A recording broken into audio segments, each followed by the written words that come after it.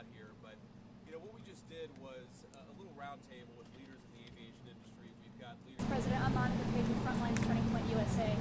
On the government shutdown, of course, we're approaching Thanksgiving, we're approaching the holidays. What could travel look like, if the Democrats don't open the government in time? So I'm going to let our great Secretary of Transportation answer this question. Look, it could be a disaster. It really could be, because at that point you're talking about people have missed 3 paychecks. They've missed 4 paychecks.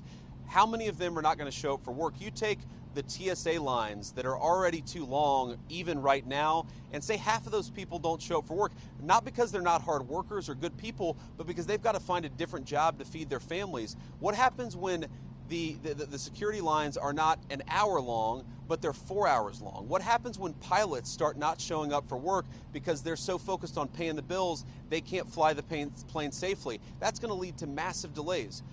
We want people to be able to get home for Thanksgiving. We want people to be able to travel for business, to make this entire engine of commerce work. We want the aviation industry to work.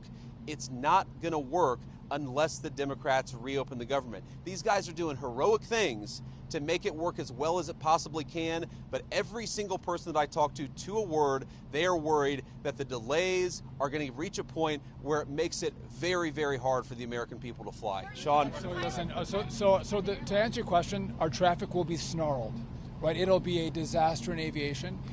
We're working closely with NATCA, our air traffic controllers union, our technicians who work to keep the equipment safe and operational. I know Christy's working with TSA, so we are doing all we can to partner with and talk to our government employees who make this system run smoothly. But we can only ask so much. And I as a guy who had a lot of kids and didn't make a lot of money early in my life, I know the pressure that these families are under.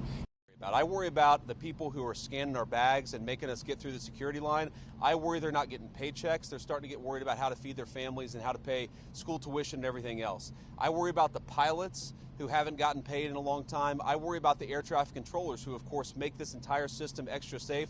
I worry about them, more worried about their credit card bill than they should be because they're not getting a paycheck because Democrats refuse to open the government.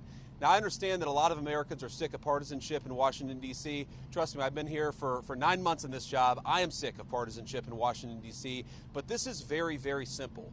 Every partisan dispute, every policy disagreement, all of these things we can talk about, we can reason through, we can disagree, we can shake hands and compromise on some of those issues, hopefully, but this is something that every single American, Democrat or Republican or Independent, should be able to agree on. Open the government. Stop this craziness and open the government. It's causing way too many problems, and some of the folks behind me are the people who are dealing with the problems.